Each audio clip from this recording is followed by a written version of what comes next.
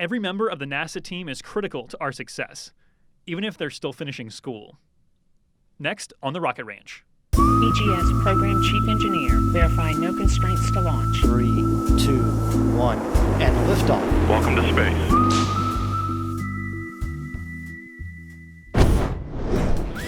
Today, I'm in the booth with 2 summer interns that we rounded up. We thought it would be fun to catch them during their first week and get some first impressions. So I'm here now with Amber George and Peter Henson. Thank y'all for joining me. Thank you for having me. Thank you for having me. So I want to just give you a chance to kind of introduce yourselves a little bit. So tell me about where you from, where do you go to school, what are you studying, and we'll start there. I'll go first. I'm Amber George. I'm from Michigan. I'm from Detroit, Michigan.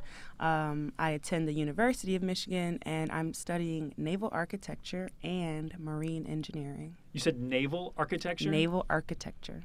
What does that even mean?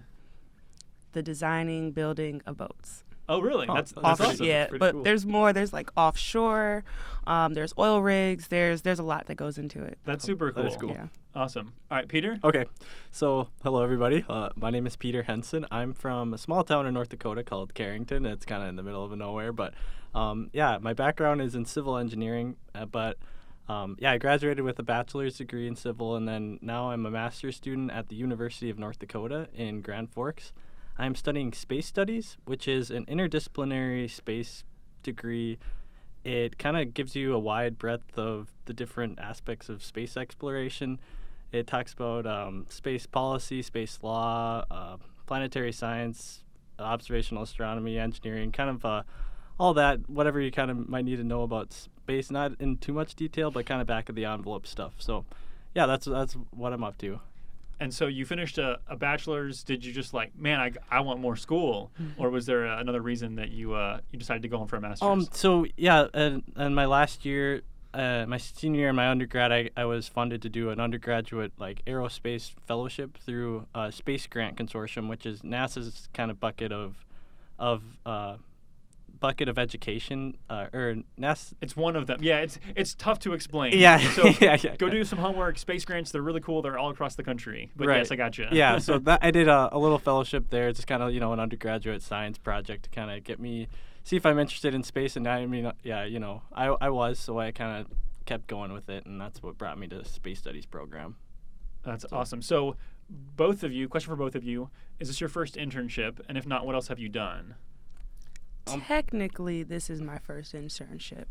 I worked last summer with Siemens, PLM, and I kind of worked with their marketing team, and I helped market a CAD program that they were working on to my university and my project team. Awesome. And that was really cool. But this is my first technical internship. That's great. That's great. So that one was pretty purely communication, and then this summer you're doing some engineering. Yes. Which we'll come back to that in just a second. But Peter, first internship or? So I guess, can you clarify the question? Are you saying internship, any internship, or are you talking space specifically, or? Well, obviously, I count Amber's because Okay. she has one. So I guess we'll open it up Okay. You could probably answer that a lot of different ways. Okay. So, through the space studies program, we do have an inflatable lunar Martian analog habitat where we simulate life on the moon or Mars. So that has been something I've been involved in. I was actually I got to be a crew member this last spring. We stayed in there for 2 weeks, and they did a lot of psychological studies, and it was kind of more of a feasibility study to see different modules coming together, like a greenhouse, an exercise module, and I've done that. I've done a little bit of high altitude ballooning, which sounds kind of weird, but I was kind of served as an electrical engineer, kind of doing some DIY electronics and making little instruments to fly, little sensors and stuff. This is my first NASA internship, and I'm really excited to be here. Okay, cool. Yep. So let me ask you again, both of you, what's the one thing on your resume that you feel like kind of helped get you this internship? Because it's fairly competitive. So just kind of your own personal take on that. What got you here?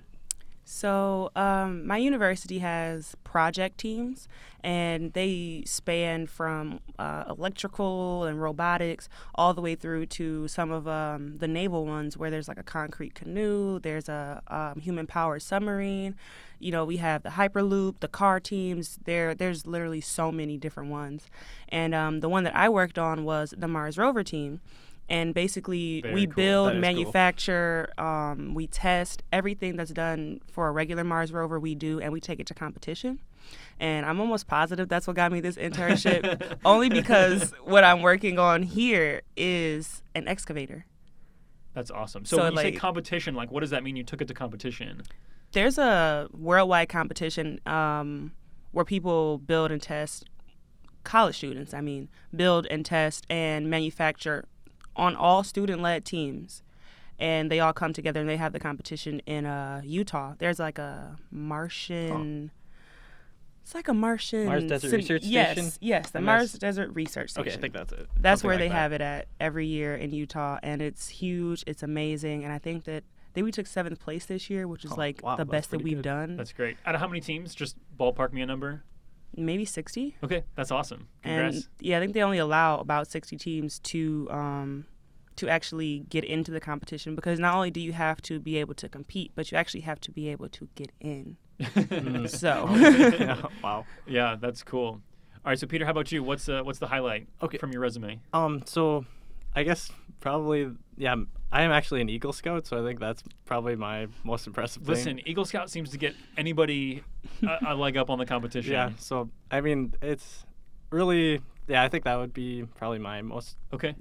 if you're looking for impressive things or something. Yeah, but yeah, my internship is funded by the Space Grant Consortium, and I've kind of done work with some STEM outreach, just doing little STEM activities with elementary students in the area, and I think that's why they thought I would be good for it, or why they funded me. So that's, yeah. Cool. So Peter, this is your first week here.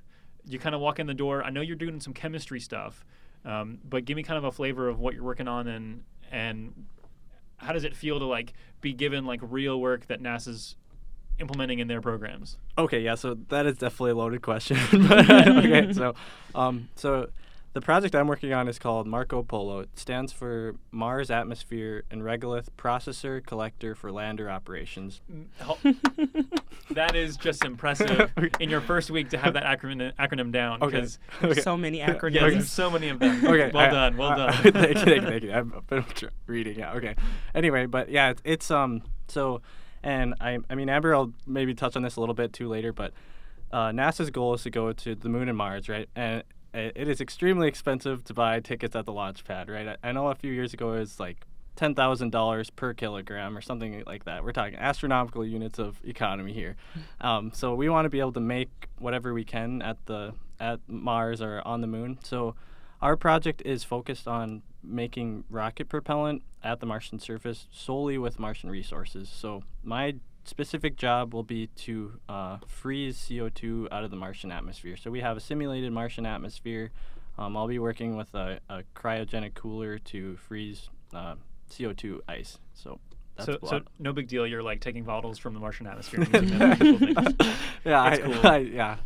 Yeah. Thanks. Thank you. I don't know. That's awesome. All right, Amber, how about you? So you mentioned you're working on an excavator. Yes. Does it intimidate you to be like, hey, I did this back in my school, but this is actually one that the NASA wants to put on the moon? It actually doesn't, only because I think on the scale, it's smaller than the one that we built. Also, it's already done, whereas we had to build ours from scratch, and we had to solder it, we had to mill it, we had to lathe it, we had to build every single part. And these ones are already done. Plus, I got to, on my first day, which was really cool, I got to see it actually in motion. It was amazing. So Cool. yeah. So do you feel like in 10 weeks that you'll really get to contribute a lot? Like 10 weeks, it can sound like a lot of time and no time at all. I really hope so. As of right now, the project is already the ball's already rolling on the project that we're working on. And our mentors are going to a conference to kind of present this excavator in like a giant conference. So when they get back, I believe we're going to start working, full force all engines ahead on the project. So Yeah. So I guess my perspective on it, but I just got here, but from what I'm seeing, it's okay. I'm gonna step back here for a second. Yeah, that's cool. Okay. So I got paired with a chemical engineer, and from what I understand, she could probably do the work I'm doing, but they need help.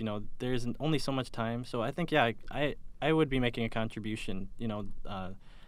Not one person can do everything. So yeah, at least for my project, they're like scaling it up to try to make it bigger and bigger. So I'll be Sure. running just tests on an already built system. So yeah, I think I'll be making it might be a small contribution, but yeah, it'll be a contribution. Cool. small contributions make large contributions. Yeah. They Yeah, contribute. such a good point, and I think it's important, kind of, Peter, to what you just said, the reality of there's just a lot of work to do, and things are moving faster and faster as we scale up more and more, getting ready for the future. So, remind me, what year are you, Amber, in school? Excuse me? What year are you in school? Oh, I'll be going into my 5th and final year. Okay, Yeah. cool. And then, Peter, you're in your master's program. Yeah, I'm actually in my 3rd year. I'm about to graduate or finish it. Yeah, soon. So, you're both in your early 20s. Mhm. Peter, you're helping us make useful things from Martian atmosphere. Amber, you're helping us mine useful things from the dirt on the moon and Mars. Or is it Mars? It's for the moon. This is, okay. we have a lunar simulator where they have, Is that it's the regolith bin? Yeah. Okay. Yep. There's regolith is basically moon dirt Mhm. for these are layman's terms, moon dirt. Mhm. And there's a simulator. It's a gigantic pit of regolith, and it's loose. It's very, very fine particles. It's like sand but finer, and they're a lot more. It's a bit dangerous because it's so small, and you could possibly breathe it in. So it's in a giant container. Yeah, so we actually have the world's largest regolith pit Yes. here at KC, so we're excited about that. Again, both of y'all, we appreciate you being here. We're excited to hear from you. We're planning to have you back in about 10 weeks at the end of your internship, and we'll kind of catch up with you and see how things are going and see what you were able to accomplish. So thank you both for joining me. We appreciate you. Thank you very much, Josh.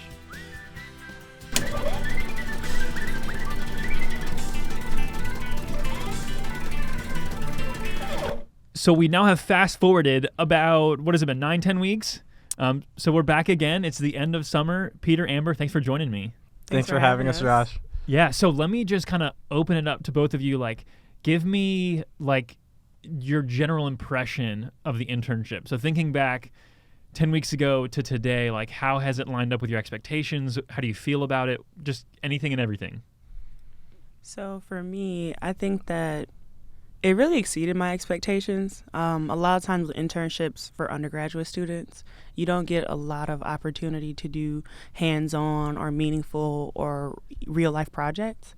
And I got the opportunity to do that the entire summer, and it was amazing. So working on actual NASA development projects Yes, as a undergraduate student. exactly. Pretty And cool. It's not really all that common, so. Outside of us. Out- Here it exact- is. here Here it's it very is. common, which is nice. So Peter, give me your take. How's the summer been? Yeah, I would kind of just kind of piggyback on that. Yeah, it was really cool to be able to meet a lot. I think that was my favorite part, was meeting a lot of the full-time, scientists, engineers, and technicians. That was really cool. And yeah, for me, that was my favorite part. And I kind of expected it to be a lot of fun, but I didn't really know how real it would be. Yeah, it definitely exceeded my expectations. Yeah. So what's that like, getting to meet the people who this is their day job? How's that experience? Are they appreciative? Are they engaging? How would you kind of rate the people around you in this world? In my experience, I say that they're all very engaging.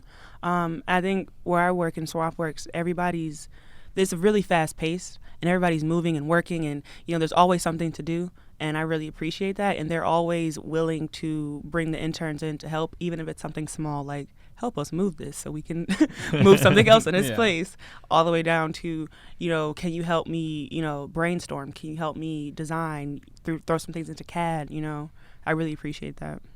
Yeah, and I think that it might come from them maybe being in our shoes at one point, so they can they see hey, how we're feeling.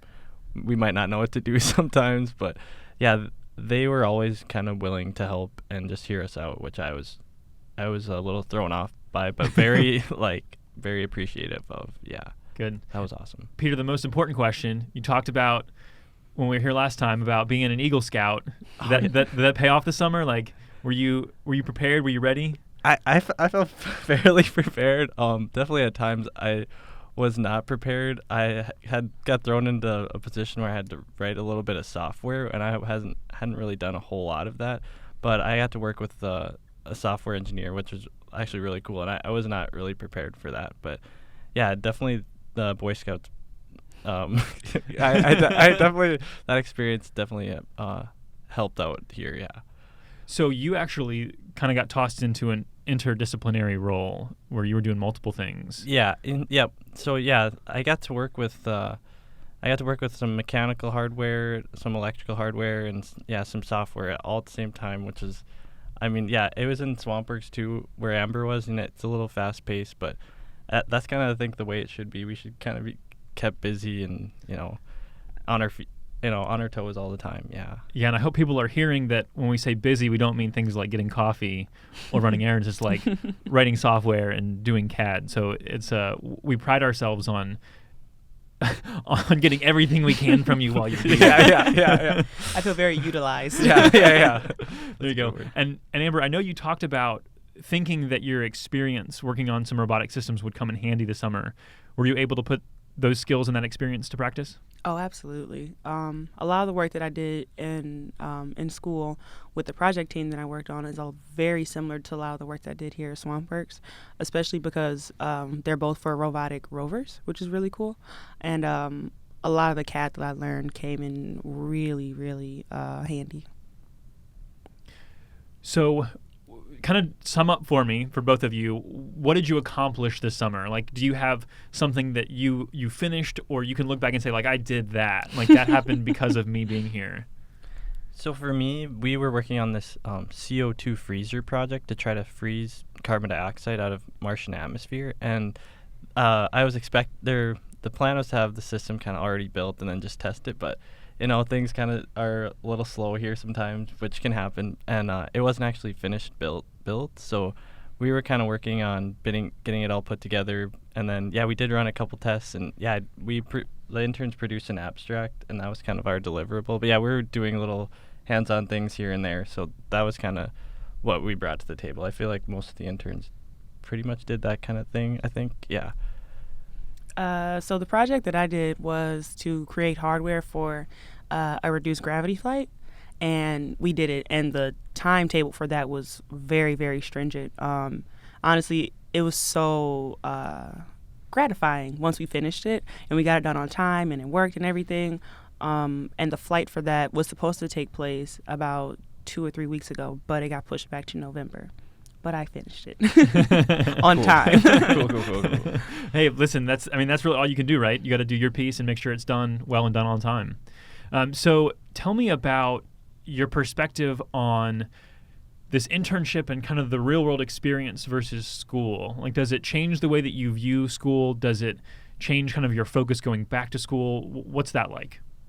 I think that going back to school, since this is my last year and I'm going to start applying, for full-time jobs, it's helped me a lot with my focus on what I want out of, the next year, the next 2 years of my life, and where I want to be once I do step into a real career position.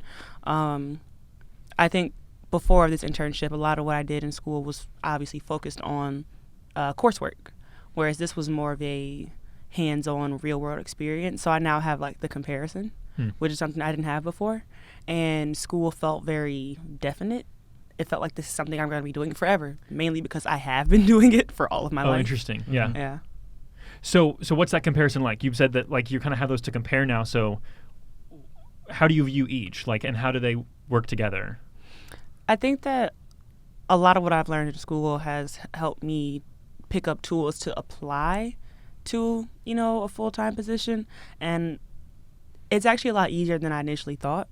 So being able to apply what I've learned in school here was fairly easy, but the other way around, it always seems really hard, mainly because before I didn't have that to compare to. Yeah, that if you makes know what I mean. sense. Yeah. Makes sense. So let me pry a little bit. You kind of said you now have a picture for the next couple years for you. So what does the next couple years hold for you? What's the plan? So my personal plan for the next couple of years, if I can, I'd like to work at NASA. But Okay. All right. if I can't work at NASA, or if it's just kind of the process is really long and it's kind of tedious. If not, I see myself in a full-time position, possibly for an aerospace company, if not for a marine company. And Cool. I'd like to be working on my master's. Great. And I'm so NASA, we're more than Mhm. just the Kennedy Space Center. We have 10 centers across the country. So have you looked at where do your personal goals and your personal interests line up across the NASA centers? Because obviously there's a lot of work going on other than just SwampWorks. Yeah. It's funny you ask that. A lot of visitors from Johnson actually came and they visited our lab, and they have lots of projects that they like to do in collaboration with SwampWorks. So say if I weren't able to land at SwampWorks, I think Johnson would be a good place. They do lots of work with ISRU as well, and JPL. Cool. Yeah. Good spots for sure. Yeah, there's no wrong answer there. So just was curious your thoughts. Oh, of course. Yeah, I can go back to the whole school thing. Tell me about it. Yeah, I think when you're in school, you kind of have like a lot of things going on at once, and I think when we're here, we kind of get to be able to focus on maybe just one or two or three different things. So I think having the experience of being kind of like really stressed out over like a lot of different things, going through that experience and getting through that, then going to maybe one or two projects where you can kind of focus all your time on that. I think that's kind of how school has paid off for me, and I think some of the interns might agree with me there too. I do, for Yeah, sure. yeah. What was the next thing? Well, so kind of thinking about the future, Peter, was Mhm. the kind of the next question. Thinking Okay. about you, like how does this experience how does that orient your mind as far as things you're thinking about, things you're looking at? Because working on Martian vehicles is not for everybody. Like we definitely know that. So certainly like there's no requirement to do that with your career, but just curious, like what are you thinking about now? Yeah, I think it's really cool how NASA works. Like there's a lot of pieces to like a big puzzle, like you were saying, over across different, like 10 different NASA centers. They're all working on different things, whether it's biology, engineering, or science, whatever. But I really like what's going on here at Kennedy with the ISRU trying to make and develop technologies to create resources at the moon or Mars without having to bring it from Earth. So I think that's really what I'm kind of interested in, and that's kind of what's going on here at Kennedy, and a little bit at Johnson, and a little bit at Ames in California. And a little bit of Glenn, like that's happening in Yeah, lots of and places I guess it is everywhere, kind yeah. of a little bit everywhere, but that's kind of the main focus here is what I've kind of been seeing. And yeah, I would like to come back here if possible. That would be kind of my dream, and I'm gonna keep applying for the NIFs and the pathways. Yeah, so that's kind of what I'll be up to. But I would like to go back home for a little bit, back to North Dakota. Yeah, for those that may not know, NIFS is a term, NASA Intern Fellowship and Scholarship. That's kind of our blanket internship opportunities. You can find those online. And then the Pathways program is actually formerly called a co-op. It's kind of a long-term internship. You can find more about that on usajobs.gov. But getting back to our topic at hand, you both kind of alluded to the idea that school feels harder than the internship. Is that a fair assessment of what you both said? Absolutely. I think so, yeah. I feel like in school, you don't really have a lot of time to prepare for problems that are a little bit challenging, and you kind of get thrown. And I mean, it's kind of the same thing here too, but you get a little more time ahead of time. You're applying, you're thinking about the project for a while, and you're getting a little more prepared. So yeah, I definitely think that's the case. For me, it feels like school kind of pulls you in lots of different directions, and it's a lot more demanding. And to me, it just seems a bit more tedious. Maybe that's a better word. Mm-hmm. It's a bit more tedious. Whereas in a real world setting, everything's a bit more fluid. You work, you do your job, you complete your projects. Sometimes you don't. Sometimes they get moved. Sometimes they get canceled. That's Sure.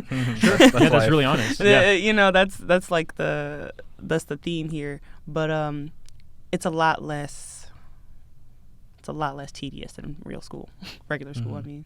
Yeah, and I think you're both kind of, hopefully people hear in your voice that it's a little bit hard to articulate, which I think makes sense. Right, It's a very different thing to be in school versus here.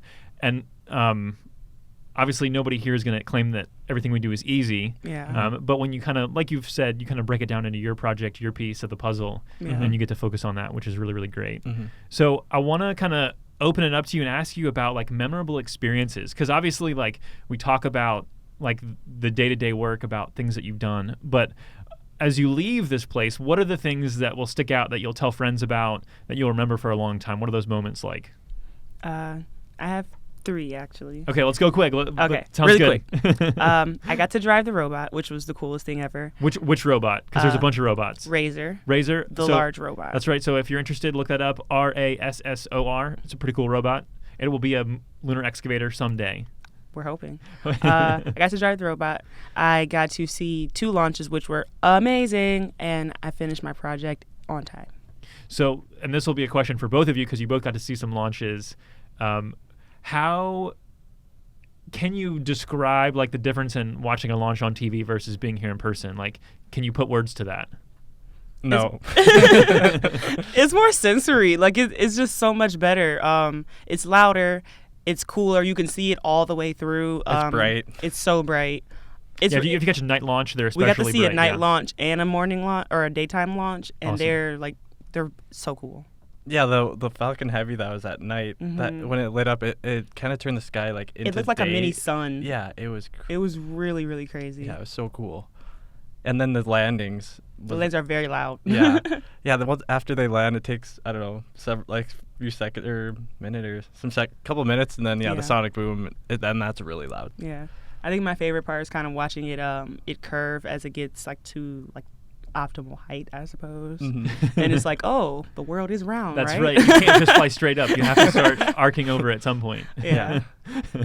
That's awesome. So, and congrats on getting your project done on time, Amber. That's fantastic. Ooh. So Yeah. glad to hear that.